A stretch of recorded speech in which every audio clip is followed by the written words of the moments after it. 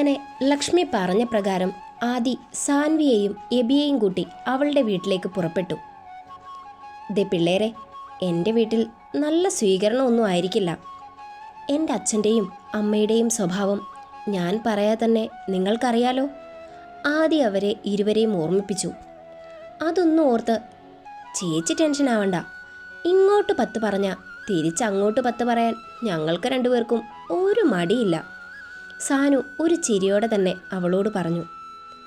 അതെനിക്കറിയാലോ എൻ്റെ സാനു കൊച്ചേ.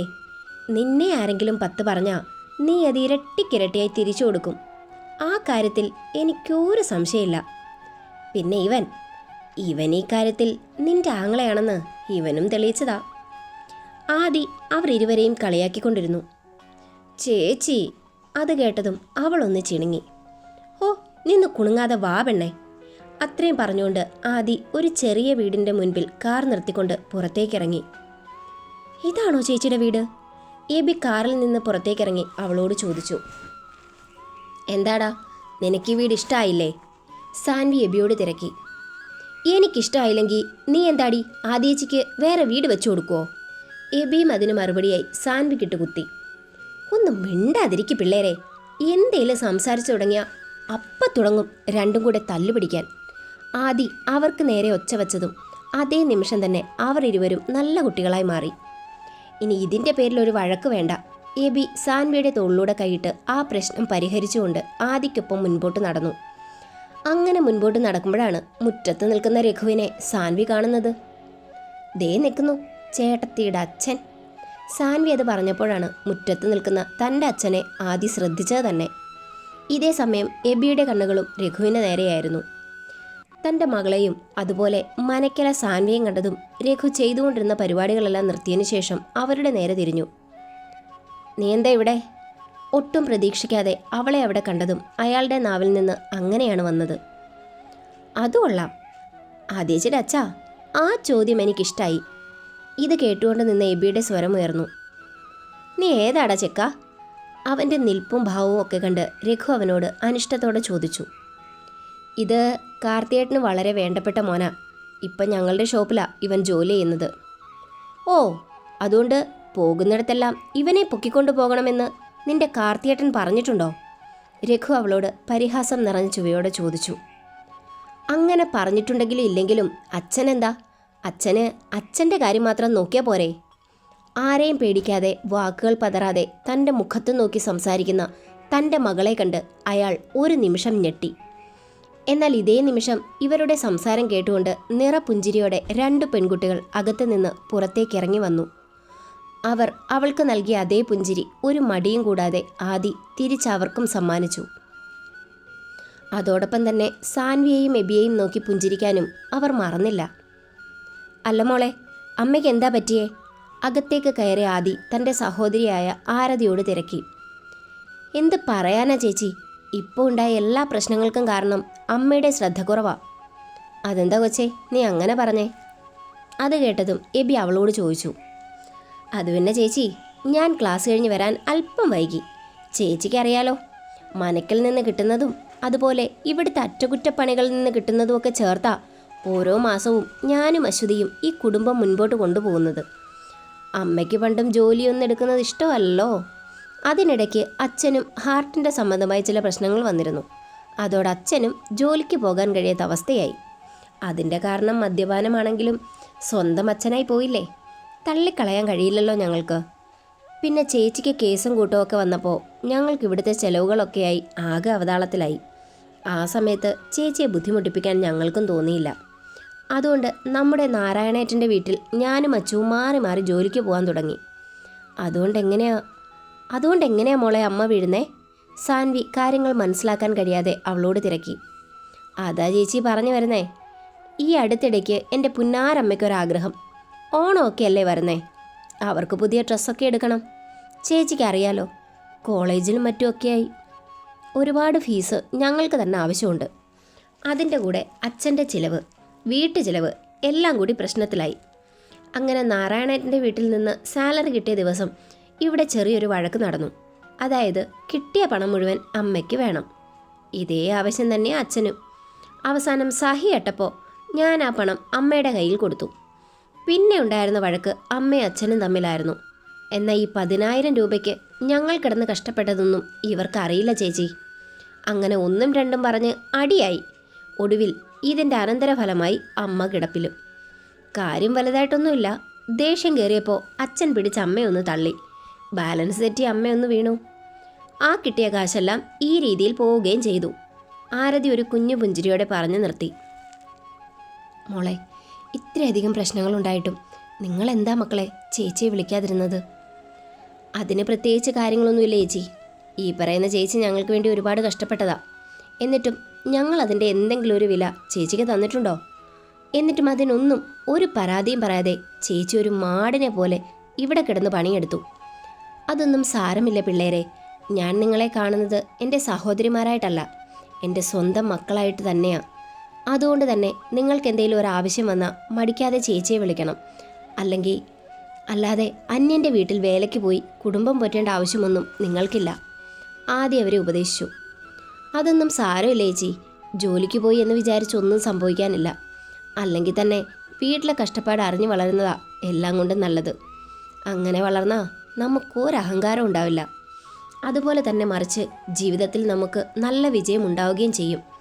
അതിൻ്റെ ഏറ്റവും വലിയ ഉദാഹരണമാണല്ലോ ഞങ്ങളുടെ മുന്നിൽ നിൽക്കുന്ന ഞങ്ങളുടെ ആദി ചേച്ചി. ആരതി തൻ്റെ മനസ്സിലുള്ള കാര്യങ്ങൾ ആദിയോട് വ്യക്തമാക്കി. നിങ്ങളിനി എന്തൊക്കെ പറഞ്ഞാലും ശരി മക്കളെ, ഇനി നിങ്ങളെ ഇങ്ങനെ കഷ്ടപ്പെടുത്താൻ ഞാൻ സമ്മതിക്കില്ല.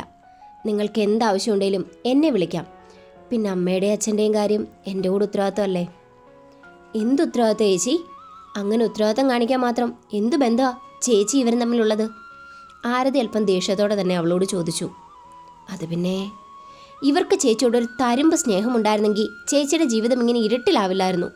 ചേച്ചിയുടെ നല്ല മനസ്സ് കണ്ട് കാർത്തിയേട്ടൻ ചേച്ചിയെ വിളിച്ചുകൊണ്ട് പോയില്ലായിരുന്നെങ്കിൽ ചേച്ചിയുടെ അവസ്ഥ എന്താകുമായിരുന്നു? അതുമാത്രമല്ല, ഇന്ന് ചേച്ചിക്ക് കിട്ടിയ ഈ ധൈര്യം പോലും കാർത്തിയേട്ടൻ ചേച്ചിക്കൊപ്പം ഉള്ളതുകൊണ്ട് മാത്രമല്ലേ? അതെ, എൻ്റെ ഏട്ടനില്ലായിരുന്നെങ്കിൽ ഈ ആദിയുടെ ജീവിതം ഇന്നും ഇരുട്ടിൽ തന്നെയായിരുന്നേനെ. മോളെ, എന്ന ഈ കാര്യത്തിൽ എനിക്ക് ഈ വീട്ടിലുള്ളവരോട് നന്ദിയുണ്ട്. കാരണം ഇവിടെയുള്ളവർ പണം വാങ്ങിയതുകൊണ്ടാണല്ലോ ഞാൻ എൻ്റെ ഏട്ടൻ്റെ കണ്ണിൽപ്പെട്ടതും എനിക്കൊരു ജീവിതം കിട്ടിയതും. ഇതിനെയാണ് ചേച്ചി നമ്മൾ പറയുന്നത് ദൈവം ഉണ്ടെന്ന്. എൻ്റെ വിഷമം അറിഞ്ഞ് നിൻ്റെ വിഷമം അറിഞ്ഞ് ദൈവം നിനക്ക് തന്നതാണ് കാർത്തിയേട്ടനെ. ആരതി ഒരു പുഞ്ചിരിയോടെ പറഞ്ഞു നിർത്തി. അതേ, ഇവിടെ ഒരല്പം എന്തോ ഒരു ശബ്ദം കേട്ടോ കേട്ടോ. ശ്രദ്ധ അങ്ങോട്ടൊന്ന് പാളിയേ. അതാണ് ആ ഒരു മിസ്റ്റേക്കിന് കാരണം. അപ്പോഴേക്കും അവരെല്ലാവരും അവളുടെ അമ്മ കിടക്കുന്ന റൂമിൻ്റെ അരികിലെത്തിച്ചേർന്നു. ഇതേ സമയം സത്യനെല്ലാം വളരെ സന്തോഷത്തിലായിരുന്നു. കാരണം ഐസക്കും അരുന്ധതിയും അവരുടെ മോനും വരുന്നു. എൻ്റെ സത്യേട്ടാ, ആ അരുന്ധതി മാധവിയമ്മയുടെ മോളാണ്. അങ്ങനെയുള്ള അവൾ നമുക്കുപകാരം ചെയ്യുമെന്ന് നിങ്ങൾക്ക് തോന്നുന്നോ? അതുകൊണ്ട് വെറുതെ ആവശ്യമില്ലാത്ത പണിക്ക് പോകണ്ടെന്നാ എൻ്റെ അഭിപ്രായം. ഈ കാര്യത്തിൽ നീ ഇടപെടേണ്ട രാധു. അരുന്ധതിയും അവളും ഭർത്താവും ഇവിടെ വരിക തന്നെ ചെയ്യും. അവരുടെ മകനെ കൊണ്ട് നമ്മുടെ കുട്ടിയെ വിവാഹം കഴിപ്പിക്കുകയും ചെയ്യും. ഇതെൻ്റെ ഒരു വാശിയാ. അങ്ങനെ വിവാഹം കഴിച്ച പിന്നെ മാധവിയമ്മയുടെയും ദേവച്ചൻ്റെയും സ്വത്തുക്കൾക്ക് അവകാശം നമ്മുടെ കുട്ടി മാത്രമായിരിക്കും. അതുകൊണ്ട് നമുക്കെന്ത് പ്രയോജനവും മനുഷ്യ ഉള്ളത്? ആ ചെറുക്കൻ സാൻവി മോളെ കെട്ടിയ അതിൻ്റെ ഗുണം സാൻവി മോൾക്ക് മാത്രമായിരിക്കും. അല്ലാതെ അവളുടെ അമ്മയായ എനിക്കോ അച്ഛനായ നിങ്ങൾക്കോ ഒരു പ്രയോജനം ഉണ്ടാവില്ല. പിന്നെന്തിനാ വയ്യാത്ത പണിക്ക് പോന്നേ? നിന്നോട് ഒരു തവണ ഞാൻ പറഞ്ഞു രാധികേ, അരുന്ധതിയോടുള്ള ദേഷ്യം നിനക്കിനി അവസാനിപ്പിക്കാറായില്ലേ? വർഷങ്ങൾ ഇത്രയായിട്ടും നിന്റെ നാത്തൂൻ പോരിന് മാത്രം ഒരു മാറ്റവും ഇല്ലല്ലോ. സാവിത്രിക്കും അതെ, അവൾക്കും അവളുടെ കൂടപ്പിറപ്പിനെ ഇഷ്ടമല്ല. ഇനി എന്തായാലും അത് പറ്റില്ല. സത്യൻ അവരോട് തീർത്തു പറഞ്ഞു. പഴയതെല്ലാം മറന്നുകൊണ്ടുള്ളൊരു കൂടിച്ചേരൽ. അവിടെ ഇനി പഴയതൊന്നും ആവർത്തിക്കാൻ പാടില്ല. അതൊക്കെ ശരി. അവരൊക്കെ വരുന്ന കാര്യം ചേട്ടൻ അച്ഛനോടും അമ്മയോടും പറഞ്ഞോ? ഇതൊക്കെ കേട്ടുകൊണ്ട് നിന്ന സാവിത്രിയുടെ സ്വരം ഉയർന്നു. തൽക്കാലം ആരും ഒന്നും അറിയണ്ട. എന്തായാലും മാധവിയമ്മയ്ക്ക് സ്വന്തം മകളോട് ദേഷ്യമൊന്നുമില്ല. അതെനിക്ക് പലതവണ മനസ്സിലായ കാര്യമാണ്. പക്ഷേ ദേവച്ചൻ, അദ്ദേഹത്തിന് മനസ്സിൽ ചെറിയൊരു ദേഷ്യം ഇപ്പോഴും ഉണ്ട്. എന്നാൽ അത് അരുന്ധതിയെ കാണുമ്പോൾ മാറുമെന്ന് തന്നെയാണ് എൻ്റെ വിശ്വാസം. പിന്നെ വരുന്നത് അവർ മാത്രമല്ല, ദേവച്ചൻ്റെ കൊച്ചുമകൻ കൂടിയാണ്. എന്തായാലും മകളുടെ കുട്ടിയെ കാണുമ്പോൾ ഇത്രകാലം ഉണ്ടായിരുന്ന ദേഷ്യമെല്ലാം അതോടെ അപ്രത്യക്ഷമാകും. സത്യൻ സാവിത്രിയോടും തൻ്റെ ഭാര്യയോടും ഉറപ്പിച്ചു പറഞ്ഞു. അപ്പം നിങ്ങളെല്ലാം ഉറപ്പിച്ചു കഴിഞ്ഞു അല്ലേ? രാധികയുടെ സ്വരമായിരുന്നു അത്. എൻ്റെ രാധു, നിനക്ക് അരുന്ധതി ഇവിടെ വരുന്നതിൽ എന്ത് പ്രശ്നമുള്ളത്? ആദ്യം അത് പറ. സത്യൻ അല്പം ദേഷ്യത്തോടെ തന്നെ അവളോട് ചോദിച്ചു. നിങ്ങളെന്താ ബോധമില്ലാത്ത പോലെ സംസാരിക്കുന്നേ? അവളിവിടെ വന്ന ദേവച്ചൻ്റെയും മാധവിയമ്മയുടെയും സ്വത്തുക്കൾ അത്രയും അരുന്ധതിയുടെ കൈകളിലേക്ക് പോവും. എടിപോത്തെ, അങ്ങനെ പോകാതിരിക്കാൻ വേണ്ടിയല്ലേ ഞാൻ സാൻവിയെ അവരുടെ മകന് വേണ്ടി ആലോചിച്ചത്. എന്നിട്ട് അയാൾ നമ്മുടെ മകളെ വിവാഹം കഴിക്കാൻ സമ്മതമാണെന്ന് നിങ്ങളോട് പറഞ്ഞോ? ഇല്ലല്ലോ. പിന്നെ എന്തിനാ എപ്പോഴും ആ കാര്യം ഇങ്ങനെ സംസാരിക്കുന്നേ? അങ്ങനെ ഇല്ലെന്നൊന്നും പറയാൻ കഴിയില്ല രാധികെ. ഇതേക്കുറിച്ച് ഞാൻ ഐസക്കിനോട് പറഞ്ഞപ്പോൾ തന്നെ നമുക്ക് ഈ കാര്യങ്ങൾ മറ്റൊരിക്കൽ സംസാരിക്കാമെന്നാണ് പറഞ്ഞത്. എന്തായാലും ഇവിടെ വരുന്ന സ്ഥിതിക്ക് ഞാൻ ഈ കാര്യം അവനോട് തുറന്ന് സംസാരിക്കാൻ തീരുമാനിച്ചു രാധു. എന്നിട്ട് അതോടെ പറ. നീ എന്താ രാധു ഞാൻ ഇത്രയും പറഞ്ഞിട്ടും കാര്യങ്ങളൊന്നും മനസ്സിലാക്കാൻ ശ്രമിക്കാത്തത്? ഈ വിവാഹം നടന്ന ഈ തറവാടിൻ്റെ പാതി സ്വത്ത് നമ്മുടെ മോൾക്കുള്ളതാ. സത്യൻ അവൻ്റെ ആർത്തി അവളുടെ മുൻപാകെ വെളിപ്പെടുത്തി. ഇങ്ങനെയൊക്കെ നടന്നാൽ ഞാനും സന്തോഷിക്കും. എന്നാൽ എനിക്കിക്കാര്യത്തിൽ വലിയ വിശ്വാസമൊന്നുമില്ല. അതിന് കാരണം നമ്മുടെ മോള് സാൻവി തന്നെയാ. അതെന്താ നീ അങ്ങനെ പറഞ്ഞേ? പിന്നെ ഞാൻ എങ്ങനെയാ പറയേണ്ടത്? നമ്മുടെ മോൾ അങ്ങനെ ആരുടെയും വലയിൽ വീഴുന്ന ടൈപ്പൊന്നുമല്ല. അതിനു വേണ്ടി വെച്ച വെള്ളം വാങ്ങി വെക്കുന്ന എല്ലാവർക്കും നല്ലത്. രാധിക കൂട്ടിച്ചേർത്തു. എടി, നമുക്കൊന്ന് ശ്രമിച്ചുകൂടെ? മാധവിയമ്മ ഇങ്ങനെ ഒരു കാര്യം ആവശ്യപ്പെട്ടപ്പോൾ നമ്മുടെ മോൾ ഒരിക്കലും അത് തള്ളിക്കളയില്ല. സത്യൻ തീർത്തും പ്രതീക്ഷയോടെ ഓരോന്നും പറഞ്ഞുകൊണ്ടിരുന്നു. ഇതേ സമയം ആദിയുടെ വീട്ടിൽ. എൻ്റെ ആൻറ്റി, ഇത്രയൊക്കെ ആയിട്ടും നിങ്ങൾക്ക് നന്നാകാറായില്ലേ? മായയുടെ സംസാരം കേട്ടതും എബിൻ അല്പം ദേഷ്യത്തോടെ അവരോട് ചോദിച്ചു. ഇതൊക്കെ പറയാൻ നീ ആരാടാ? ഞങ്ങളുടെ വീട്ടിൽ കയറി വന്നിട്ട് ഞങ്ങളെ തന്നെ ഭരിക്കുന്നോ? മായ അവൻ്റെ നേരെ ചാടിക്കൊണ്ടിരുന്നു. ദേ ആൻറ്റി, നിങ്ങൾ ആദ്യേച്ചിയുടെ അമ്മയാണെന്നുള്ള ഒരൊറ്റ ബോധമുള്ളതുകൊണ്ടാണ് നിങ്ങൾ ഇത്രയും നേരം ഓരോന്ന് പറഞ്ഞിട്ടും ഞങ്ങളൊക്കെ മിണ്ടാതെ നിന്നത്. എന്നാൽ ഇതിനെ ആവർത്തിച്ച ഏത് രീതിയിൽ ഞങ്ങൾ പ്രതികരിക്കുമെന്ന് ഞങ്ങൾക്ക് പോലും അറിയില്ല. എബിനും സാൻവിയും അവരുടെ ഭാഗം വ്യക്തമാക്കി. നീ കൊള്ളാലോടെ ചേർക്ക, ഇപ്പം നീയാണോ ഇവളുടെ കൂടെ പൊറുക്കുന്നത്? ആദ്യം സപ്പോർട്ട് ചെയ്യുന്ന എബിനെ കണ്ടതും മായ അവൻ്റെ നേരെ വിഷം തുപ്പി. ഒന്ന് നിർത്തുന്നുണ്ടോ? ഞങ്ങളിവിടെ വന്നത് നിങ്ങളുടെ വായിലിരിക്കുന്ന കേൾക്കാനല്ല. അത് കേൾക്കാൻ തീരെ താല്പര്യമില്ലാതാനും. ഇന്ന് ലക്ഷ്മിയെ കണ്ടപ്പോഴാ നിങ്ങളുടെ യഥാർത്ഥ അവസ്ഥ എനിക്ക് മനസ്സിലായത്. അത് കേട്ടപ്പോൾ വരാതിരിക്കാൻ തോന്നിയില്ല. പക്ഷെ ഇപ്പോൾ ഇവിടെ നടക്കുന്ന കാര്യങ്ങളൊക്കെ ഓർക്കുമ്പോൾ ഇവിടേക്ക് വരേണ്ടിയിരുന്നില്ലെന്നാ എൻ്റെ മനസ്സ് പറയുന്നേ. ഓ ആയിക്കോട്ടെ, നിന്നെ എങ്ങോട്ട് കെട്ടിയെടുക്കാൻ ആരും ആവശ്യപ്പെട്ടില്ലല്ലോ. തന്നെ വലിഞ്ഞു കയറി വന്നതല്ലേ. ആദ്യം അവർ പരിഹസിച്ചു. ദേ ആദ്യേട്ടത്തി, നമുക്ക് പാം. ഇവരുടെ ദുഷിച്ച വർത്താനം കേൾക്കേണ്ട ആവശ്യമൊന്നും നമുക്കില്ല. അവരുടെ അഹങ്കാരത്തോടുള്ള സംസാരം കേട്ട് സാൻവി അവളോട് തുറന്നു പറഞ്ഞു. എടി, എന്നാലും ഒരെന്നാലും ഇല്ല. ഇവർക്ക് വേണ്ടി നമ്മുടെ പക്കൽ കളയാൻ സമയമില്ല. അത്രയും പറഞ്ഞുകൊണ്ട് സാൻവി തൻ്റെ കയ്യിലിരുന്ന കുറച്ച് ക്യാഷ് എടുത്ത് ആദിയുടെ സഹോദരിയുടെ കയ്യിൽ വെച്ചു കൊടുത്തു. ദേ കൊച്ചേ, ഇത് കുറച്ച് പണമാണ്. തൽക്കാലം നിങ്ങളുടെ ആവശ്യങ്ങൾക്കൊക്കെ ഇരിക്കട്ടെ. ഇനി എന്തേലും വേണമെങ്കിൽ നിങ്ങൾക്ക് മാത്രം ഷോപ്പിലേക്ക് വരാം. സാൻവി അല്പം കൊള്ളിച്ച് തന്നെ പറഞ്ഞു. ഞങ്ങൾക്ക് ചിലവിന് തരേണ്ടത് ഈ നിൽക്കുന്ന ആദിയുടെ ഉത്തരവാദിത്വമാണ്. കാരണം ഞങ്ങൾ അവളുടെ അച്ഛനും അമ്മയുമാ. ഒരച്ഛനും അമ്മയും എന്നെ കൊണ്ടൊന്നും പറയിപ്പിക്കരുത്. അല്ല, മക്കൾക്ക് അവരുടെ മാതാപിതാക്കളോട് മാത്രമേ കടമയുണ്ടാകാൻ പാടുള്ളൂ എന്ന് ഏത് പുസ്തകത്തിലാണ് പറഞ്ഞിട്ടുള്ളത്? മാതാപിതാക്കൾക്ക് തിരിച്ച് ആ കടമയും ഉത്തരവാദിത്വവും ഉണ്ടാവണം. അങ്ങനെ നോക്കുമ്പോൾ നിങ്ങൾ ഈ നിൽക്കുന്ന ആദിക്ക് എന്താ ചെയ്തു കൊടുത്തിട്ടുള്ളത്? പറ, ഞാനൊന്ന് കേൾക്കട്ടെ. ഓ, നീ എൻ്റെ ഈ അവസ്ഥയിൽ പരിഹസിക്കാൻ വന്നതല്ലേ? മറുപടി പറയാൻ വാക്കുകളില്ലാതായതും മായയുടെ സ്വരം അല്പം ഉയർന്നു. ഇതൊക്കെ ഒരു പരിഹാസമാണോ ആൻറ്റി? നിങ്ങൾ ചെയ്തതാ ഞങ്ങൾ പറഞ്ഞത്, അല്ലാതെ നിങ്ങളെ പരിഹസിക്കാൻ വേണ്ടി ഞാനൊന്നും ഉണ്ടാക്കി പറഞ്ഞൊന്നുമല്ല. ഇനി ഞാൻ പറഞ്ഞതിൽ എന്തെങ്കിലും തെറ്റുണ്ടെങ്കിൽ നിങ്ങൾക്കത് ഓപ്പണായി തുറന്നു പറയാം. സാൻവി അവരോട് പറഞ്ഞതും ആരതിയുടെ സ്വരം അവിടെ ഉയർന്നു. ചേച്ചി പറഞ്ഞതിൽ ഒരു തെറ്റുമില്ല. ഞങ്ങളുടെ അമ്മയ്ക്ക് ആദി ചേച്ചി എന്ന് അല്ല ആരോടും സ്നേഹമില്ല. സാൻവി ചേച്ചി, ഇവർക്കാകെ സ്നേഹം ഉള്ളത് പണത്തിനോട് മാത്രമാണ്. അത് ഞങ്ങൾക്ക് ഇതിനോടകം മനസ്സിലായതാ. എന്തായാലും കൊള്ളാം, നല്ലൊരടി കിട്ടിയിട്ടും ഇവർ നന്നായില്ലെങ്കിൽ ഈ ജന്മം ഇനി ഇവർ നന്നാവാൻ പോകുന്നില്ല. അത്രയും പറഞ്ഞുകൊണ്ട് സാൻവി അവിടെ നിന്നും പുറത്തേക്കിറങ്ങി. അത് കണ്ടതും എബിൻ മായയുടെ അരികിലേക്ക് ചേർന്ന് നിന്നോട് തുടർന്നു. എൻ്റെ ആൻറ്റി, വാശിയും അഹങ്കാരമൊക്കെ നല്ലതാ. എന്നാൽ അത് പരിധി വിട്ട് കഴിയുമ്പോഴാണ് നിങ്ങൾക്ക് ചുറ്റുമുള്ള ആളുകളൊക്കെ നിങ്ങൾക്ക് ശത്രുക്കളാകാൻ പോകുന്നത്. അങ്ങനെ ശത്രുക്കളായ ഇതിലും മോശമായിരിക്കും നിങ്ങളുടെ ഗതി. ഇപ്പം തന്നെ കണ്ടില്ലേ, ഒന്ന് നടു നിവർക്കാൻ പോലും നിങ്ങൾക്ക് കഴിയില്ല. എന്നിട്ടും നിങ്ങളുടെ അഹങ്കാരത്തിന് എന്തേലും കുറവുണ്ടോ? അവൻ അവരോട് പുച്ഛത്തോടെ ചോദിച്ചു. നീ നിന്റെ കാര്യം നോക്കി പോവച്ചനെ, ആവശ്യമില്ലാത്ത കാര്യത്തിൽ ഇടപെടാൻ നിൽക്കണ്ട. മായ അഹങ്കാരത്തോടെ പറഞ്ഞതും എബിൻ അവരെ ഒന്ന് നോക്കിയ ശേഷം പുറത്തേക്കിറങ്ങി. ഒപ്പം ഇനി ഇവരെ ഒന്നും പറഞ്ഞിട്ട് കാര്യമില്ലെന്ന് മനസ്സിലാക്കിയ ആദിയും. ചേച്ചിമാരൊന്നും കാര്യമാക്കി എടുക്കണ്ട, ഇവരുടെ സ്വഭാവം ഒരിക്കലും നന്നാവാൻ പോകുന്നില്ല. ആദിയുടെ മുഖം കണ്ടതും ആരതി അവളെ ആശ്വസിപ്പിച്ചു. എനിക്ക് വിഷമമൊന്നുമില്ല മോളെ, ഞാനൊരു പ്രായം മുതൽ ഇതൊക്കെ അനുഭവിക്കുന്നയാ. പക്ഷേ എൻ്റെ സഹോദരികളായ നിങ്ങളെപ്പോലും എന്നിൽ നിന്നും ഇവർ അകറ്റിയപ്പോഴാ ഞാൻ തനിച്ചായി പോയത്. അതുപോലെ ഞാൻ നിങ്ങളെ സ്നേഹിച്ചിരുന്നു. പക്ഷേ എൻ്റെ സ്നേഹം നിങ്ങൾക്ക് മനസ്സിലായില്ലെന്ന് മാത്രം.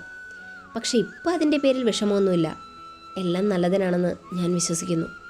അത്രയും പറഞ്ഞുകൊണ്ട് അവൾ അവിടെ നിന്നും ഇറങ്ങി. അവിടെ നിന്ന് നേരെ പോയത് അവരുടെ ഷോപ്പിലേക്കായിരുന്നു. കട അടയ്ക്കാനായപ്പോൾ തന്നെ പതിവ് പോലെ ആളുകൾ ഓരോരുത്തരായി അവിടേക്ക് വരാൻ തുടങ്ങി. എൻ്റെ ഏട്ടത്തി, ഇവർക്കൊക്കെ രാവിലെ വന്ന് സാധനം വാങ്ങിയാൽ എന്താ പ്രശ്നം? എല്ലാം കൂടെ കടയടയ്ക്കാൻ നോക്കിയിരിക്കുന്ന പോലെയാണ് കുത്തിക്കയറി വരുന്നത്. സാൻവി ആദിയോടെ പറഞ്ഞതും അവളൊന്ന് പുഞ്ചിരിച്ചു. എടാ, അതിന് കാരണം ഈ പ്രദേശത്ത് താമസിക്കുന്നവരെല്ലാം ജോലിക്ക് പോകുന്നവരാ. അങ്ങനെയുള്ളവരൊക്കെ ഈ സമയത്ത് വരാനാ സൗകര്യം. കാർത്തിയേട്ടനിരുന്ന കാലത്തും ഇങ്ങനെയായിരുന്നു.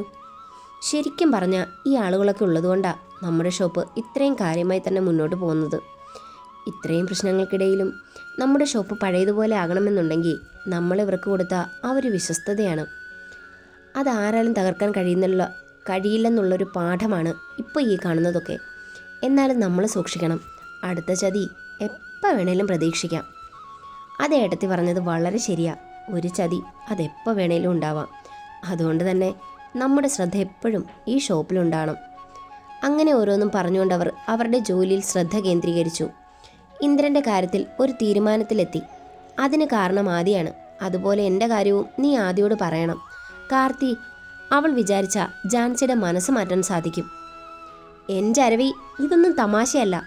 ജാൻസി ലക്ഷ്മിയെ പോലെ ഒരു പെൺകുട്ടി മാത്രമല്ല, ഒരു കുഞ്ഞിൻ്റെ അമ്മ കൂടിയാ. നീ കാണിക്കുന്ന ഈ സ്നേഹം അങ്ങോളമില്ലെങ്കിൽ അതിൻ്റെ ജീവിതം എന്താകുമെന്ന് നീ ഓർത്തു നോക്കിയിട്ടുണ്ടോ?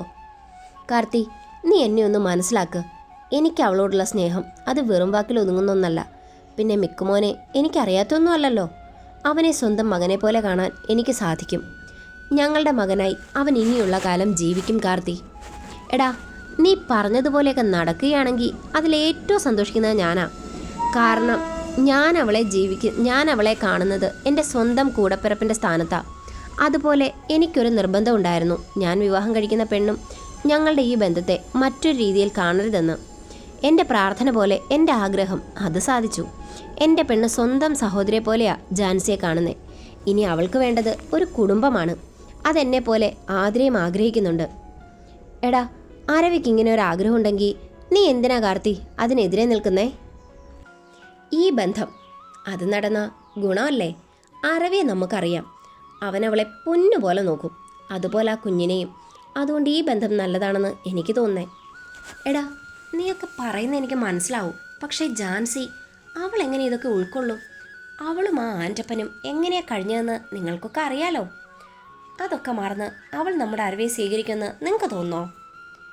എടാ, അതൊക്കെ ശരിയാ. പക്ഷെ ആൻ്റപ്പൻ ഈ ലോകം വിട്ടു പോയില്ലേ? ഇനി അവൾ ഓർത്തിരുന്ന അവളുടെ ജീവിതം പോയില്ലേ? അത് മാത്രമല്ല, നമ്മുടെ മിക്കുവിന് ഒരച്ഛൻ്റെ സ്നേഹം വേണ്ടേ? ഇന്ദ്രൻ അരവിക്ക് വേണ്ടി കാർത്തിയോട് വാദിച്ചുകൊണ്ടിരുന്നു. നിങ്ങൾ ഈ കാര്യം എങ്ങനെയൊക്കെ പറഞ്ഞിട്ടും ഒരു കാര്യമില്ല. ഇവിടെ തീരുമാനമെടുക്കേണ്ടത് ഞാനല്ലല്ലോ, അത് ജാൻസി മാത്രമാണ്. അവൾ ഒരിക്കലും ഇതിന് സമ്മതിക്കുമെന്ന് എനിക്ക് തോന്നുന്നില്ല. അതുപോലെ നിന്റെ വീട്ടിലും.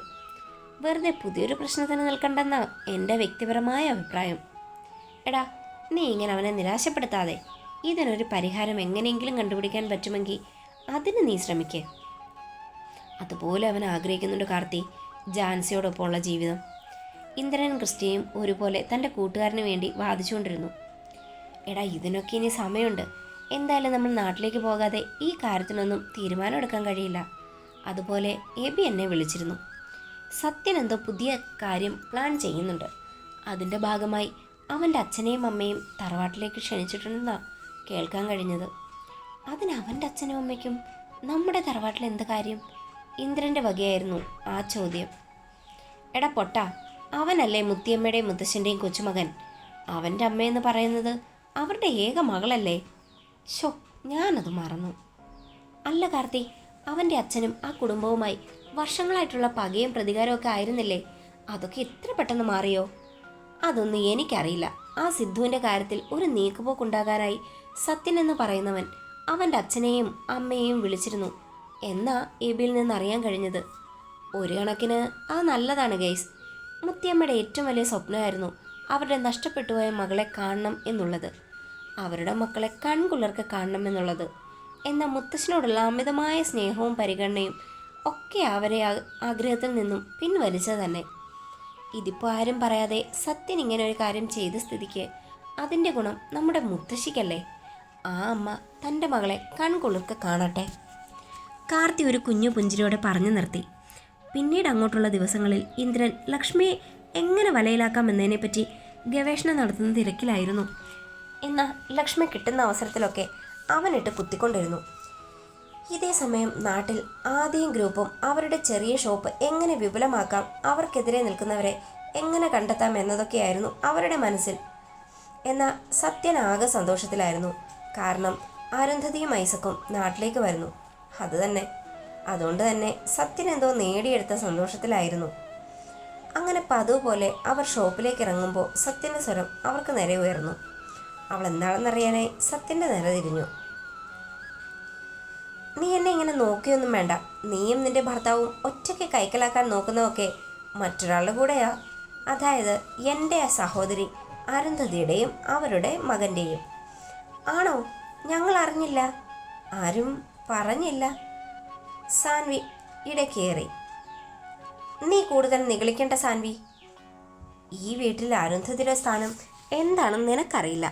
നിന്റെ കൂടെ നിൽക്കുന്ന ഇവളെക്കാളും ഇവളുടെ ഭർത്താവിനേക്കാളും സ്വാതന്ത്ര്യവും അധികാരവും അരുന്ധതിക്ക് ഇവിടെയുണ്ട്. അതുപോലെ അവരുടെ മകനും. അതിന് ഞാനെന്ത് വേണമെന്നാ നിങ്ങളീ പറഞ്ഞു വരുന്നേ? ഇതൊക്കെ കേട്ടുകൊണ്ടിരുന്ന ആദിയുടെ സ്വരമുയർന്നു. നീ കൂടുതലൊന്നും പറയണ്ട. കേൾക്കാൻ എനിക്ക് താല്പര്യമില്ല. ഞാൻ പറയുന്ന കാര്യം അങ്ങോട്ട് അനുസരിച്ചാൽ മാത്രം മതി. അതായത് ആ ഷോപ്പും മറ്റ് സ്ഥാപനങ്ങളും അരുന്ധതിക്കും അവരുടെ ഭർത്താവിനും എഴുതി കൊടുക്കണം. ഇനിയുള്ള കാലം ആ സ്ഥാപനങ്ങൾക്ക് നോക്കാൻ അവരുടെ മകനും അതുപോലെ അവരുടെ മകൻ്റെ ഭാര്യയും കാണും. വെറുതെ ആവശ്യമില്ലാത്ത കാര്യങ്ങളിലൊന്നും നീയും നിന്റെ ഭർത്താവും ഇടപെടണ്ട. ദേ അമ്മായിയച്ച, ഇതൊക്കെ നിങ്ങൾ പറയുന്ന ഈ ആളുകൾ വന്നിട്ട് പോരെ? അല്ലാതെ സിറ്റിയിൽ മഴ പെയ്യുന്നുണ്ടെന്ന് കരുതി ഇവിടെ കുട പിടിക്കേണ്ട കാര്യമൊന്നുമില്ലല്ലോ. അവരുടെ സംസാരം കേട്ട് പുറത്തേക്ക് വന്ന് താൻവിയുടെ സ്വരമുയർന്നു. അപ്പോഴാണ് പുറത്തേക്ക് പോകാൻ ഒരുങ്ങി നിൽക്കുന്ന താൻവിയെ അയാൾ ശ്രദ്ധിക്കുന്നത് പോലും. അവളെ ഒന്ന് ഒഴിഞ്ഞു നോക്കിയതിന് ശേഷം അയാളൊന്ന് പുച്ഛിച്ചു വിട്ടു. ഇങ്ങോട്ട് കിട്ടി അതിൻ്റെ പലിശ അടക്കം തിരിച്ചു കൊടുക്കാൻ എനിക്കാരുടെ അനുവാദത്തിൻ്റെ ആവശ്യമൊന്നുമില്ല. അത്രയും പറഞ്ഞുകൊണ്ട് അവൾ അവിടെ നിന്നും പുറത്തേക്കിറങ്ങി. ഇവിടെ താമസിച്ചുകൊണ്ട് നിന്റെ അഴിഞ്ഞാട്ടമൊന്നും നടക്കില്ല താൻവി. ഇതെൻ്റെ വീടാ. എന്തോ? എങ്ങനെ? ആരുടെ അഴിഞ്ഞാട്ടം ആ താൻ കിടന്ന് ഘോരം പ്രസംഗിക്കുന്നേ? തൻ്റെ പ്രസംഗം കേട്ട ഞാൻ കാശ് കൊടുത്ത് നിർത്തിയിട്ടുള്ള വാലാട്ടിപ്പട്ടിയൊന്നുമല്ല. അതുകൊണ്ട് ഇങ്ങോട്ട് ഒച്ചയെടുക്കുമ്പോൾ എതിരെ നിൽക്കുന്ന ആളെ ഒന്ന് അറിഞ്ഞിട്ട് മതി തൻ്റെ പ്രകടനമൊക്കെ. പിന്നെ താൻ കരുതുന്ന പോലെ ഡാഷൊന്നും അല്ല ഞാൻ. ഇനി ആണെങ്കിൽ എൻ്റെ അതേ ഗണത്തിൽ പെടുന്നവനാണ് തൻ്റെ മകനും. ഞാൻ ജീവിക്കാൻ വേണ്ടി ശരീരം വിറ്റെങ്കിൽ തൻ്റെ മകൻ സുഖത്തിന് വേണ്ടി എന്നെ തേടി വന്നു. ഒന്നല്ല, ഒരുപാട് തവണ. പിന്നെ അയാളുടെ ലിസ്റ്റിൽ ഞാൻ മാത്രം അല്ല, എന്നെപ്പോലെ പല സ്ത്രീകളും ഉണ്ട്. അതുപോലെ അയാൾക്ക് ഡാഷ് കൊടുപ്പുമുണ്ട്. സംശയമുണ്ടേ താൻ തൻ്റെ മകനെക്കുറിച്ച് ഒന്ന് അന്വേഷിക്കുക. അപ്പോൾ അവൻ്റെ വീരസാഹിത്യ കഥകൾ നിങ്ങൾക്ക് മനസ്സിലാക്കാൻ സാധിക്കും. എന്നിട്ട് താൻ എന്നോട് തുള്ളാൻ വന്നാൽ മതി. അത്രയും പറഞ്ഞുകൊണ്ട് അവൾ തൻ്റെ ബാഗുമായി പുറത്തേക്കിറങ്ങി. എന്തോ ഓർത്തതുപോലെ അവൾ സത്യൻ്റെ നേരെ തിരിഞ്ഞു. എടോ, ഞാൻ ഈ താലിക്കൊരു വില കൊടുത്തിട്ടുണ്ട്. അതുകൊണ്ട് അവൻ്റെ താലി എൻ്റെ കഴുത്തിലുള്ളിടത്തോളം കാലം ഞാൻ നല്ലൊരു ഭാര്യയായിരിക്കും. അതുപോലെ ഈ കുടുംബത്തിന് ചേരുന്ന മരുമകളാകാനും ശ്രമിക്കും. എന്നാൽ നിൻ്റെ മകൻ അങ്ങനെയാണോ? അവൻ ഉറങ്ങണമെങ്കിൽ കണ്ട അടുക്കളക്കാരുടെ ചൂട് വേണം.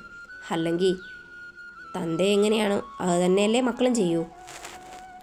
ഡീ, കൂടുതൽ അലറണ്ട. ഞാനുള്ളത് തന്നെയാണ് പറഞ്ഞത്. ആദ്യം താൻ പോയി നന്നാവാൻ നോക്ക്, എന്നിട്ടാകാം ബാക്കിയൊക്കെ. അത്രയും പറഞ്ഞുകൊണ്ട് അവൾ അവിടെ നിന്ന് ഇറങ്ങി. ഇറങ്ങുന്നതിനിടയിൽ ആദ്യയും സാൻവിയെ നോക്കി ഒന്ന് പുഞ്ചിരിക്കുവാനും അവൾ മറന്നില്ല. അവൾ പോയെന്നുണ്ടെങ്കിൽ സാൻവി സത്യൻ്റെ നേരെ തിരിഞ്ഞു. അച്ഛാ, നിങ്ങൾ ആ പോയ പെണ്ണിനെ ഒരുപാട് വേദനിപ്പിക്കുന്നുണ്ട്.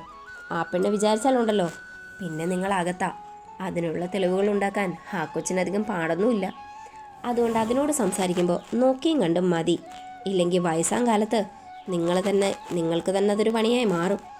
അത്രയും പറഞ്ഞുകൊണ്ട് അവൾ നിർത്തിയതും മനക്കിലേക്കൊരു കാർ വന്നു നിന്നതും ഒരുമിച്ചായിരുന്നു. പിന്നെ എല്ലാവരുടെയും ശ്രദ്ധ പൂമുഖത്ത് വന്നിരിക്കുന്ന ആ കാറിലേക്കായി. അതിൽ നിന്നും ഇറങ്ങി വരുന്ന ആളുകളെ കണ്ടതും സത്യൻ നിറഞ്ഞ ചിരിയോടെ അതിലേറെ സന്തോഷത്തോടെ അവരുടെ അരികിലേക്ക് നടന്നു. എടാ, വന്നത് നിന്റെ അപ്പച്ചനും അമ്മച്ചിയല്ലേ? എന്നിട്ട് നിനക്കെന്താ ഒരു സന്തോഷമില്ലാത്തേ? എബിയുടെ നിൽപ്പ് കണ്ടതും സാൻവി അവനോട് പതിയെ ചോദിച്ചു. സന്തോഷമൊക്കെ ഉണ്ട് സാനു, ഞാനത് പ്രകടിപ്പിക്കുന്നില്ലെന്ന് മാത്രം. അതെന്താണെന്നാ ഞാൻ നിന്നോട് ചോദിച്ചേ. അത് മാത്രമല്ല, നീ നിന്റെ അപ്പച്ചനെയും അമ്മച്ചയും പ്രതീക്ഷയല്ലേ ഇത്രയും ദിവസം നിന്നിരുന്നത്? എന്നിട്ടിപ്പോൾ എന്തു പറ്റി? തൽക്കാലം ഇങ്ങനെ പോട്ടെ സാനുക്കൊച്ചേ, കാർത്തിയേട്ടൻ വന്നിട്ട് ബാക്കി കാര്യങ്ങൾ തീരുമാനിക്കാം. അതാ നല്ലത്. അങ്ങനെയാണെങ്കിൽ സത്യനപ്പൻ്റെ കുരുട്ടുബുദ്ധികളൊക്കെ നിന്റെ അപ്പൻ എൻ്റെ അപ്പനോട് പറയും. തൽക്കാലം അത് നമുക്ക് സഹായമാണ് താനും. അങ്ങനെ ഓരോന്നും പറഞ്ഞു നിൽക്കുമ്പോൾ ആ കാറിൽ നിന്ന് ഒരു സുന്ദരിയായ ഒരു പെൺകുട്ടി ഇറങ്ങി. ആ പെങ്കൊച്ചിനെ കണ്ടുകൊണ്ടാണ് മനക്കിലുള്ളവർ ഓരോരുത്തരായി അവരുടെ അരികിലേക്ക് കടന്നു വന്നത്. സത്യൻ്റെ മിഴികളും ആ പെൺകുട്ടിയുടെ മേലെ പതിഞ്ഞു. അത്രയ്ക്ക് സുന്ദരിയായിരുന്നു ആ പെൺകുട്ടി. ആദിയും സാൻവിയൊക്കെ കണ്ണിമ ചിമ്മാതെ ആ പെൺകുട്ടിയെ ഒരു നിമിഷം നോക്കി നിന്നു. അതാണ് എൻ്റെ റോസാ കൊച്ച്. എങ്ങനെയുണ്ട്, കൊള്ളാവോ? പിന്നെ കൊള്ളാതെ, ആ കൊച്ചിനെ കാണാൻ തന്നെ എന്ത് ഭംഗിയാ, ഒരു പാവക്കുട്ടി പോലെ. സാൻവി റോസയുടെ സൗന്ദര്യത്തിൽ മയങ്ങി അവനോടായി പറഞ്ഞതും അവനും റോസയെ നോക്കി ഒരു കുഞ്ഞു പുഞ്ചിരിയോടെ അങ്ങനെ നിന്നു. തൻ്റെ പ്രിയപ്പെട്ടവൻ തന്നെ നോക്കുന്നത് അന്നയും കാണുന്നുണ്ടായിരുന്നു. അതുകൊണ്ട് തന്നെ ഒരു കുഞ്ഞു പുഞ്ചിരി അവളുടെ ചുണ്ടിലും വിരിഞ്ഞു. അങ്ങനെ രാധികയും സത്യനും ചേർന്ന് അരുന്ധതിയെയും കുടുംബത്തെയും അകത്തേക്ക് ക്ഷണിച്ചു. അപ്പച്ചനും അമ്മച്ചിയും വന്നതുകൊണ്ട് തന്നെ എബിയും ഷോപ്പിലേക്ക് പോകാതെ ആദിയെയും തൻവിയെയും കൂട്ടി അകത്തേക്ക് നടന്നു. അല്ല, നീ ഇതെങ്ങോട്ടാ? ഷോപ്പിൽ പോണ്ടേ? സാൻവിയായിരുന്നു ആ ചോദ്യം ചോദിച്ചത്. എനിക്കെൻ്റെ കൊച്ചിനെ ഒന്ന് കാണണം, എത്ര നാളായി അവളെ ഒന്ന് അടുത്ത് കണ്ടിട്ട്. അത് കേട്ടതും ആദിയുടെ സ്വരം സാൻവിയുടെ നേരെ ഉയർന്നു. സാനു, അവൻ കുറേ കാലങ്ങൾക്ക് ശേഷമല്ലേ അവൻ്റെ അമ്മയും അച്ഛനെയും കാണുന്നത് തന്നെ. അതുകൊണ്ട് അവർ കുറച്ചു നേരം ഒന്ന് കാണുകയും ചെയ്യട്ടെ. അങ്ങനെ ഓരോന്നും പറഞ്ഞുകൊണ്ട് ആദ്യം അവരെയും കൊണ്ട് അകത്തേക്ക് കയറി. ഐസക്കെ, ഇതാണ് എൻ്റെ ഭാര്യ രാധിക. സത്യൻ തൻ്റെ ഭാര്യയെ അയാൾക്ക് പരിചയപ്പെടുത്തി. അതോടൊപ്പം തന്നെ അവൻ തൻ്റെ സഹോദരിയെയും സഹോദരിയുടെ ഭർത്താവിനെയും അവരുടെ മക്കളെയും പരിചയപ്പെടുത്താൻ ആ സമയം മറന്നില്ല. എനിക്ക് കുട്ടികളെ ഒഴിച്ച് ബാക്കിയുള്ളവരെയൊക്കെ ഇപ്പോഴും നല്ല പരിചയമുണ്ട് സത്യ. എനിക്കങ്ങനെ ആരെയും മറക്കാൻ കഴിയില്ല. അതുപോലെ അരുന്ധതിക്കും. അത് കേട്ടതും സത്യനൊന്ന് പുഞ്ചിരിച്ചുകൊണ്ട് തിരിഞ്ഞപ്പോഴാണ് തങ്ങളെ തന്നെ നോക്കി നിൽക്കുന്ന സാൻവിയെ സത്യൻ ശ്രദ്ധിച്ചത്. അതോടെ സത്യൻ അവളെ തൻ്റെ അരികിലേക്ക് വിളിച്ചു. എന്നാൽ അയാൾ വിളിച്ചിട്ടും അവൾ ആദിയോടൊപ്പം അവളുടെ അരികിൽ തന്നെ നിന്നു. അതോടെ അരുന്ധതിയുടെയും ഐസക്കിൻ്റെയും നോട്ടം സാൻവിയുടെയും അവളുടെ ഒപ്പം നിൽക്കുന്ന ആദിയിലൂടെയും എബിയുടെയും നേർക്കായി. ഇതാണ് എൻ്റെ മോൾ സാൻവി, ഇവളുടെ മൂത്തതാ സിദ്ധാർത്ഥ്. ഐസക്കിൻ്റെ നോട്ടം കണ്ടതും അയാൾ അവനോടെ പറഞ്ഞു. അതോടെ അരുന്ധതി അവരുടെ അരികിലേക്ക് നടന്നെടുത്തു. ഇതൊക്കെ ഒരു കുസൃതി ചിരിയോടെ നോക്കിക്കണ്ട് റോസായും. മോൾക്കെന്നെ അറിയോ? അരുന്ധതി ഒരു കുഞ്ഞു പുഞ്ചിരിയോടെ സാൻവിയോട് തിരക്കി. പിന്നെ എനിക്ക് മുത്തശ്ശി പറഞ്ഞു, എല്ലാവരെയും നല്ലതുപോലെ അറിയാം ആരുവമ്മേ. അല്ല ഐസക്കെ, ഈ പെൺകുട്ടി ആരാ? നീ എന്നെ വിളിച്ചപ്പോൾ നിനക്കൊരു ആൺകുട്ടി മാത്രമുണ്ടെന്നാണല്ലോ പറഞ്ഞത്. പെട്ടെന്നെന്ത് ഓർത്ത പോലെ സത്യൻ്റെ സ്വരം. അതെ സത്യ, എനിക്കൊരു മകനാണുള്ളത്. അതായത് ഞങ്ങളുടെയൊക്കെ അപ്പുക്കുട്ടൻ. അവനിപ്പോൾ നാട്ടിലില്ല. അവൻ്റെ തിരക്കുകളൊക്കെ ഞാൻ നിന്നോട് പറഞ്ഞിരുന്നില്ലേ. പിന്നെ ഈ കുട്ടി. അത്രയും പറഞ്ഞുകൊണ്ട് ഐസക്ക് തൻ്റെ അരികിലേക്ക് അവളെ ചേർത്ത് പിടിച്ചു. എൻ്റെയും ആരുവിൻ്റെയും പ്രാണനാണിവൾ, ഞങ്ങളുടെ അന്ന. ഇവളെ എൻ്റെ ഭാര്യയല്ല പ്രസവിച്ചതെന്നൊരു പ്രശ്നം മാത്രമേ ഞങ്ങൾക്കിടയിലുള്ളൂ. പക്ഷെ ഇവളെ വളർത്തിയതും പഠിപ്പിച്ചതുമൊക്കെ ഞങ്ങൾ തന്നെയാണ്. കുറച്ചും കൂടി വിശദമായി പറഞ്ഞാൽ ഇവൾ ഞങ്ങളുടെ വീട്ടിലെ കുട്ടി തന്നെയാണ്. എന്നുവെച്ചാൽ അയാൾ വീണ്ടും അവരോട് ചോദിച്ചതും മാധവി മുത്തശ്ശിയും ദേവച്ചനും ഒരുപോലെ പുറത്തേക്ക് വന്നു. ഒരിക്കലും പ്രതീക്ഷിക്കാത്ത തൻ്റെ മകളെ അവിടെ കണ്ടതും മാധവിയമ്മയ്ക്ക് പ്രകടിപ്പിക്കാൻ കഴിയുന്നതിലും അപ്പുറം സന്തോഷമുണ്ടായി. അതിൻ്റെ ഫലമായി അവരുടെ മിഴികൾ നിറഞ്ഞൊഴുകി. അത് കണ്ടുകൊണ്ടാണ് ആദ്യം അവരുടെ അരികിലേക്ക് ചെന്നത്. ഇതെന്താ മുത്തശ്ശിയമ്മേ, ഇങ്ങനെ കരഞ്ഞു നിൽക്കാൻ വേണ്ടിയാണോ മുത്തശ്ശി അരുന്ധതി അമ്മയും മറ്റും കാണണമെന്ന് പറഞ്ഞത്? അങ്ങനെയല്ല മോളെ, ഇങ്ങനൊരു കൂടിക്കാഴ്ച ഈ ജീവിതത്തിൽ ഞാനും ദേവേട്ടനും ഒട്ടും പ്രതീക്ഷിച്ചില്ല. പെട്ടെന്ന് എൻ്റെ കുഞ്ഞുങ്ങളെ കണ്ടപ്പോൾ മുത്തശ്ശി കൈവിട്ടുപോയി. മാധവം ഒരു വിങ്ങലോട് പറഞ്ഞു നിർത്തി. ഇതേ അവസ്ഥ തന്നെയായിരുന്നു ദേവചന്ദ്രനും. അത് മനസ്സിലാക്കി സത്യൻ അയാളോട് തുടർന്നു.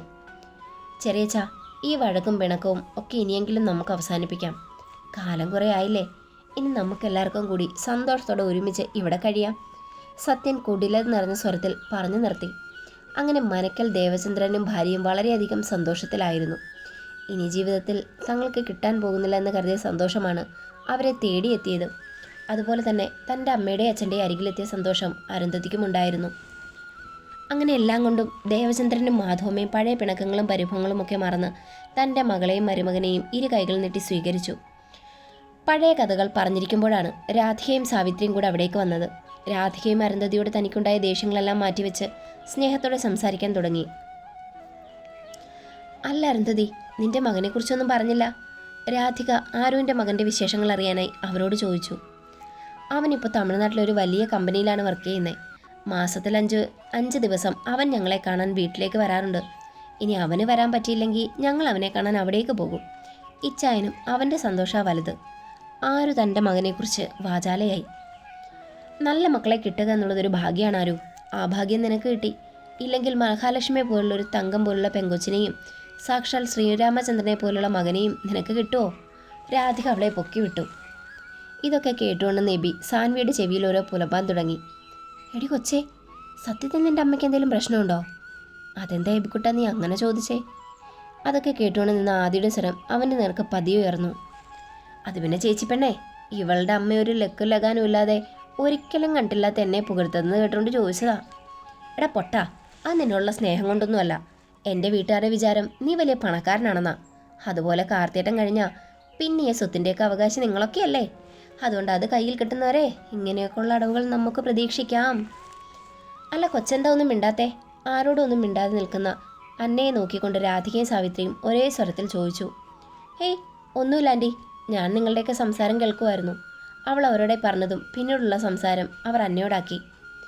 അല്ല അരുന്ധതി മോളെ, നിനക്കൊരു പെൺകുട്ടി ഉണ്ടായത് ഞങ്ങളാരും അറിഞ്ഞില്ലല്ലോ. അപ്പോൾ അവർക്കൊരു മോൻ ജനിച്ച കാര്യം രാധിക മാഡത്തിന് നേരത്തെ അറിയാമായിരുന്നോ? അവനവനോട് പുച്ഛത്തോടെ ചോദിച്ചു. എടാ ചെറുക്ക, കുടുംബത്തിലുള്ളവർ സംസാരിക്കുന്നിടത്ത് നിനക്കെന്താ കാര്യം? ജോലിക്കാരൻ്റെ കാര്യം മാത്രം നോക്കിയാൽ മതി. രാധികയും സാവിത്രിയും ഒരുപോലെ അട്ടഹസിച്ചു. ഇവൻ ഞങ്ങൾക്ക് ജോലിക്കാരനൊന്നുമല്ല രാധികമ്മേ. എൻ്റെ കാർത്തിയേട്ടൻ ഇവൻ സ്വന്തം കൂടപ്പിറപ്പാ. എനിക്ക് മാത്രമല്ല, നിങ്ങളുടെ മകൾ സാൻവിക്കും. ആദ്യം അവരോട് തുറന്നു പറഞ്ഞതും അരുന്ധതിയുടെ മുഖം സാൻവിക്ക് നേരെ ഉയർന്നു. അതോടൊപ്പം ആദിയുടെയും. തൻ്റെ കുഞ്ഞിൻ്റെ പെണ്ണിനെ കൺകുളിർക്കെ കണ്ടതിലുള്ള സന്തോഷമായിരുന്നു ആ സമയം അരുന്ധതിയുടെ മിഴികളിൽ നിഴലിച്ചിരുന്നത്. ഇവളാണ് കാർത്തിച്ചക്കൻ വിളിച്ചിറങ്ങി കൊണ്ടുവന്നവൾ. പേരാതിര എന്ന ആദി. അരുന്ധതി അവളെ ശ്രദ്ധിക്കുന്നുണ്ടെന്ന് മനസ്സിലാക്കിയ രാധിക ആദിയോടുള്ള ദേഷ്യം വാക്കുകളിൽ പ്രകടമാക്കുന്ന രീതിയിൽ അരുന്ധതിയോടായി സംസാരിച്ചു. അത് കേട്ടതും അവളോട് ഒരുപാട് സംസാരിക്കണമെന്ന് തോന്നിയെങ്കിലും തൽക്കാലം എബി പറഞ്ഞതുപോലെ വലിയ സ്നേഹപ്രകടനമൊന്നും ഇവരുടെ മുൻപിൽ കാഴ്ചവെക്കണ്ടെന്ന് അവൾ തീരുമാനിച്ചു. എന്തായാലും കാർത്തി തിരിച്ചു വരട്ടെ, എന്നിട്ടാവാം ബാക്കിയൊക്കെ. ഇതേ സമയം റൂമിലെത്തി അന്ന കാണുന്നത് തന്നെയും പ്രതീക്ഷിച്ചിരിക്കുന്ന എബിയായിരുന്നു. അതുകൊണ്ട് തന്നെ അവൾ ആ ഇരിപ്പ് കണ്ടതും കൂടുതലൊന്നും ചിന്തിക്കാതെ അവൾ ഓടിച്ചെന്ന് അവൻ്റെ മാറിലേക്ക് വീണു. അവനും അവളെ ഇരു കൈയും നീട്ടി സ്വീകരിച്ചു. എന്താ ഇത്? ഇച്ചായൻ്റെ പൊടിക്കുപ്പി കരയുവാണോ? ഇത് കാണാനാണോ ഇച്ചായൻ ഇത്ര നാളായി നോക്കിയിരുന്നത്? അവൻ അവളോട് ചോദിച്ചു. ഇനി ഇങ്ങനൊന്നും പറ്റില്ല കേട്ടോ, എനിക്ക് എൻ്റെ ഇച്ചായനെ പിരിഞ്ഞിരിക്കാൻ കഴിയില്ല. അവൾ പരാതി കണക്കെ ഓരോന്ന് പറഞ്ഞുകൊണ്ടിരുന്നു. എനിക്കും അങ്ങനെ തന്നെയാ പെണ്ണേ. നിന്നെ കാണാതെ ഒരു നിമിഷം പോലും നിൽക്കാൻ കഴിയില്ല. ഈ കുറഞ്ഞ ദിവസങ്ങൾ കൊണ്ട് എനിക്കത് മനസ്സിലായി. പിന്നെ ഞാൻ നിന്നെ ഇവിടെ നിന്നത് കാർത്തിയേട്ടനെ ഓർത്തിട്ട് മാത്രമാണ്. ഞാൻ നിന്നോട് പറഞ്ഞിരുന്നില്ലേ കാര്യങ്ങളൊക്കെ? നമ്മുടെ സാറിന് ഇവിടെ ഒരുപാട് പ്രശ്നങ്ങളുണ്ട്. താഴെ കണ്ട അമ്മച്ചിമാർക്കും മറ്റും കാർത്തി സാറിനെ കണ്ണെടുത്താ കണ്ടുകൂടാ. അതുകൊണ്ട് തന്നെ സാറിനെ ഒരുപാട് ഉപദ്രവിക്കാൻ അവരൊക്കെ ശ്രമിക്കും. അതുപോലെ ആദി ചേച്ചിയും. അവരൊക്കെ ഒരുപാട് നല്ലവരാ മോളെ. ഇനി കുറച്ച് ദിവസം നീ ഇവിടെ ഇല്ലേ? അപ്പോൾ എൻ്റെ കുട്ടിക്ക് അതൊക്കെ നേരിട്ട് മനസ്സിലാകും. അവൻ അവളെ ചേർത്ത് നിർത്തി കാര്യങ്ങളൊക്കെ പറഞ്ഞു കൊടുത്തു. അവൻ പറഞ്ഞു കൊടുക്കുന്ന ആ കാര്യങ്ങളെക്കാൾ അവൾക്കേറെ പ്രിയപ്പെട്ടത് അവൻ അവളെ ചേർത്ത് പിടിച്ച ആ കൈകളോടായിരുന്നു. ആ കരവലയത്തിനുള്ളിൽ അങ്ങനെ നിൽക്കുമ്പോൾ അവൾ തന്നെ മറക്കുന്നത് പോലെ അവൾക്ക് തോന്നി. അതേസമയം താഴെ സാവിത്രിയും രാധികയും അരുന്ധതിയോട് സംസാരിക്കുകയായിരുന്നു. അല്ല രാധു ചേച്ചി, അന്നമ്മോളും ആ ചെക്കനും അവിടേക്ക് പോയിട്ട് കുറേ നേരമായി. അവരെ ഇരുവരെയും താഴേക്ക് വരുന്നത് കാണാത്തതുകൊണ്ട് സാവിത്രിയുടെ സ്വരം അവിടെ ഉയർന്നു. അത് കേട്ടതും സാൻവി പതിയെ ആദിയുടെ ചെവിയിലായി കുശുകുശിക്കാൻ തുടങ്ങി. അല്ല എടുത്തി, ആ ചെക്കൻ അവിടെ എന്ത് കാണിക്കുക? ആ പെണ്ണിനെയും കൂട്ടി അവനവിടേക്ക് പോയിട്ട് നേരം കുറേയായി. സാൻവി തനിക്ക് തോന്നിയ സംശയങ്ങളൊക്കെ ആദിയോട് പങ്കുവച്ചതും വർഷയുടെയും വാണിയുടെയും സ്വരം ഒരുപോലെ ഉയർന്നു. അമ്മേ, വല്യമ്മേ, അന്നെ ഞങ്ങളെ വിളിച്ചോണ്ട് വരാം. അവൾക്ക് ഇവിടെയൊന്നും വലിയ പരിചയമില്ലാത്തതല്ലേ. അത് പിള്ളേര് പറഞ്ഞ ശരിയാ, സാവി പോയി അവരെ വിളിച്ചോട്ട് വാ. രാധിക ഉത്തരവിറക്കി. അതോടെ അവർ ഇരുവരും തീർത്തും സന്തോഷത്തോടെ മുകളിലേക്ക് നടന്നതും അന്ന ഒരു കുഞ്ഞു പുഞ്ചിരിയോടെ താഴേക്ക് വന്നതും ഒരുമിച്ചായിരുന്നു. അത് കണ്ടപ്പോഴാ അരുന്ധതിയുടെ മുഖവും ഒന്ന് വിടർന്നത്. അവർ ഒരു കള്ളച്ചിരിയോടെ തൻ്റെ മരുമകളുടെ മുഖത്തേക്കൊന്ന് നോക്കി. അവളുടെ മുഖത്തും അതേ പുഞ്ചിരി നിറഞ്ഞു നിന്നിരുന്നു. മോൾക്ക് ഈ വീടൊക്കെ ഇഷ്ടായോ? അന്നയെ വലയിലാക്കാൻ എന്നവണ്ണം രാധിക ചോദിച്ചു. ഏറെക്കുറെ ആൻറ്റി. പതിയെ ഇഷ്ടപ്പെട്ടാൽ മതി മോളെ, ഇത് മോളുടെ നാടാ. ഇനിയുള്ള ജീവിതകാലം മോൾ കഴിയേണ്ടത് ഇവിടെയാ. അങ്ങനെ രാധികയും സാവിത്രിയും അവളോടുള്ള ഉപദേശം തുടങ്ങി. അല്പനേരത്തിന് ശേഷം, ചേച്ചി നമുക്കിനി പോയാലോ? താഴേക്ക് ഇറങ്ങി വന്ന എബി അവരോട് ചോദിച്ചു. അത് കേട്ടതും അവന് പോണോ എന്നർത്ഥത്തിൽ ആദ്യ എബിയൊന്ന് നോക്കി. അല്ലെങ്കിൽ തന്നെ നമ്മളിവിടെ നിന്നിട്ടൊരു കാര്യമില്ലല്ലോ ചേച്ചി. ഇവിടുത്തെ കാര്യങ്ങളൊക്കെ അച്ഛനും അമ്മയും നോക്കിക്കോളും. പിന്നെ അന്നയും ഇല്ലേ. നമുക്കിപ്പോൾ വേണ്ടത് കടയിലെ കാര്യങ്ങൾ എങ്ങനെ ശരിയാക്കാം, അതിനെ എങ്ങനെ പഴയ രീതിയിലാക്കാം എന്നതിനെക്കുറിച്ചാണ്. ആദ്യം കുറച്ച് പ്രശ്നമുണ്ടായാലും പതിയെ പതിയെ എല്ലാം ശരിയാകുമെന്നാണ് എൻ്റെ വിശ്വാസം. എബി അത്രയും പറഞ്ഞുകൊണ്ട് അവൻ അവരെയും കൂട്ടി അവിടെ നിന്ന് ഇറങ്ങിപ്പോകുന്ന പോക്കിൽ അന്നയോട് കണ്ണുകൾ കൊണ്ട് യാത്ര പറയാനും അവൻ മറന്നിരുന്നില്ല. അവളും ആ യാത്ര പറച്ചിലൊക്കെ ഒരുപാട് ഇഷ്ടപ്പെട്ടിരുന്നു. എൻ്റെ പൊന്ന സാൻവി, ഞാൻ പറഞ്ഞതെന്നെല്ലാം നിന്റെ തലയിൽ തന്നെ ഉണ്ടല്ലോ അല്ലേ? ദൈവത്തെ ഓർത്ത് അവിടെ ചെന്ന് കുളവാക്കരുത്, എബി അവളോട് തൊഴുന്നതുപോലെ പറഞ്ഞു. ഒന്ന് പോടാ ചക്ക, ഞാനീ പണിക്ക് ആദ്യമായിട്ടൊന്നുമല്ല ഇറങ്ങുന്നേ. കോളേജിൽ പഠിക്കുമ്പോൾ ഇതുപോലെ ഒരുപാട് സംഭവങ്ങൾ ചെയ്ത് വിജയിപ്പിച്ച എക്സ്പീരിയൻസ് ഒക്കെ എനിക്കുണ്ട്. ഓ അറിയാം. അതിനുശേഷം കോളേജ് പ്രിൻസിപ്പാളിൻ്റെ കൈയും കാലും പിടിച്ച് നിന്നെ വീണ്ടും അവിടെ തന്നെ പ്രതിഷ്ഠിക്കുന്ന എൻ്റെ ബോസിനെയും എനിക്ക് നല്ലതുപോലെ അറിയാം. അതുകൊണ്ട് എൻ്റെ പൊന്നുമോള് കർത്താവിനെ ഓർത്ത് പഴയ വീരസാഹിത്യ കഥകളൊന്നും ഇങ്ങോട്ടിറക്കണ്ട. അങ്ങനെ അവർ ഒന്നും രണ്ടും പറഞ്ഞ് നടു റോഡിലടിയായി. എൻ്റെ പൊന്നു പിള്ളേരെ, ഒന്ന് നിർത്തുന്നുണ്ടോ? ഇവരുടെ ഈ വഴക്ക് കണ്ടതും ജാൻസി തലയിൽ അടിച്ചുകൊണ്ട് അവരോട് ചോദിച്ചു. ഞാനല്ല ചേച്ചി, ഇവനെ എന്നെ കളിയാക്കുന്നേ. ഒന്ന് പോടി പേരും കള്ളി, നീയല്ലേ ഓരോ നുണക്കഥകൾ പറഞ്ഞ് എന്നെ ഭ്രാന്താക്കുന്നത്. എബിയും വിട്ടുകൊടുത്തില്ല. ദേ ഇനി രണ്ടും ഇവിടെ കിടന്ന് ചിലച്ച രണ്ടിനും എടുത്ത് പുറത്തെറിയും ഞാൻ. ജാൻസി ടെറർ മൂഡിലായി. അതോടെ പിള്ളേർ രണ്ടും സൈലൻ്റായി. അല്ല ചേച്ചി, ഇനി അയാളുടെ വീട്ടിലേക്ക് പോകാൻ ഒരുപാട് ദൂരമുണ്ടോ? എബി കാർ മുന്നോട്ടെടുക്കുന്നിടയിൽ അവളോട് ചോദിച്ചു. ഇല്ല മോനെ, അടുത്ത വളവ് കഴിഞ്ഞ് 3ാമത്തെ വീടാണ് അയാളുടേത്. അതൊക്കെ, പക്ഷെ അയാൾ നമ്മൾ പറയുന്ന പോലെയൊക്കെ കൂടെ നിന്നില്ലെങ്കിൽ അത് പിന്നെ പണിയാകുമേ, എബി ഓർമ്മിപ്പിച്ചു. ഈ ഒരു കാര്യത്തിൽ നിങ്ങൾക്ക് എന്നെക്കാളും വിശ്വസിക്കാം. പുള്ളി കാര്യത്തിലൊരു ചെറ്റയാണെങ്കിലും നിന്റെ കാർത്തി സാർ എന്ന് പറഞ്ഞാൽ അയാൾക്ക് ജീവനാ. അതേ നാട്ടിലാർക്കും അറിയില്ല താനും. അല്ലെങ്കിൽ തന്നെ ഇത്രയും വലിയൊരു കോടീശ്വരനെ കാർത്തിക്ക് പരിചയമുണ്ടെന്ന് പറഞ്ഞാൽ ആരെങ്കിലും വിശ്വസിക്കുമോ? അല്ല, സാറിന് എങ്ങനെ ചേച്ചി അയാളെ പരിചയം? അതൊന്നും എനിക്കറിയില്ലടാ. പക്ഷെ അയാൾക്ക് ഇവനെന്ന് വെച്ച ജീവനാ. അതുമാത്രമല്ല, അയാൾ ഈ നാട്ടിൽ വന്നിട്ട് ഏതാണ്ട് 1 വർഷം ആകുന്നേ ഉള്ളൂ. അതിനു മുൻപ് തമിഴ്നാട്ടിലോ അങ്ങനെ എവിടെയോ ആയിരുന്നു. ഓ, അപ്പോൾ തമിഴ് ഫ്രണ്ട്സ് ആണല്ലേ? ഇതൊക്കെ കേട്ടുകൊണ്ടുവന്ന സാൻവി അവനോട് ചോദിച്ചു. അതെനിക്ക് എങ്ങനെ അറിയാൻ പെണ്ണേ? എന്തായാലും നമ്മൾ അങ്ങോട്ട് തന്നെയല്ലേ പോന്നേ. നമുക്ക് വേണേ വിശദമായി തന്നെ അയാളെ പരിചയപ്പെടാൻ മതി. ഞാനില്ലേ നിൻ്റെ കൂടെ. ആങ്ങളെയും പെങ്ങളും കൂടി അയാളുടെ മോളെ പെണ്ണ് കാണാനൊന്നും അല്ലല്ലോ പോകുന്നത്. അതുകൊണ്ട് തന്നെ കൂടുതൽ പരിചയപ്പെടലൊന്നും വേണ്ട. കാര്യങ്ങൾ പറയുന്നു, തിരിച്ചു വരുന്നു. വെറുതെ അടുത്ത പണി ഉണ്ടാക്കി വെക്കേണ്ട പിള്ളേരെ. നിങ്ങൾക്കറിയാലോ, നമുക്ക് ഈ പറയുന്ന ആളെ പേഴ്സണലി അറിയില്ല. അതുപോലെ ഈ കാര്യം കാർത്തിയോട് പറയാമെന്ന് കരുതി അവനെ വിളിച്ചിട്ടോട്ട് കിട്ടുന്നുമില്ല. അവനെ മാത്രമല്ല, ആ കൂട്ടത്തിലുള്ള ഒറ്റ ഒരെണ്ണത്തിനെയും. അതുകൊണ്ട് സമാധാനപൂർവ്വം ഈ സംഭവം അയാളോട് പറയുന്നു. അയാൾക്ക് നമ്മളെ സഹായിക്കാൻ കഴിയില്ല എന്നാണ് പറയുന്നതെങ്കിൽ അടുത്ത നിമിഷം തന്നെ നമ്മളെ തിരിച്ചു വരുന്നു. ജാൻസി അവരെ ഓർമ്മിപ്പിച്ചു. അപ്പോഴേക്കും അവരുടെ കാർ വലിയൊരു കൊട്ടാരത്തിൻ്റെ മുൻപിൽ എത്തിക്കഴിഞ്ഞു. ഇതാണോ ചേച്ചി പറഞ്ഞ കോടീശ്വരൻ്റെ വീട്? എബി സംശയത്തോടെ ചോദിച്ചു. എന്താ, നീ ഈ വീട്ടിൽ ഇതിനു മുമ്പ് വന്നിട്ടുണ്ടോ? അവൻ്റെ ആ ഭാവം കണ്ട് സാൻവി അവനോട് തിരക്കി. അതല്ലടി. പിന്നെ? എടി, ഈ വീട്ടുപേര് ഞാൻ എവിടെയോ കണ്ടിട്ടുണ്ട്. അപ്പോഴാണ് സാൻവിയും ആ വീട്ടുപേര് ശ്രദ്ധിച്ചത്. എടാ, ഇത് മേലേടത്ത് ഗ്രൂപ്പിൻ്റെ ഓണറിൻ്റെ വീടല്ലേ? അയാളായിരുന്നോ അപ്പം നമ്മുടെ ഷോപ്പിൽ ഇടയ്ക്ക് വരാറുണ്ടായിരുന്നത്?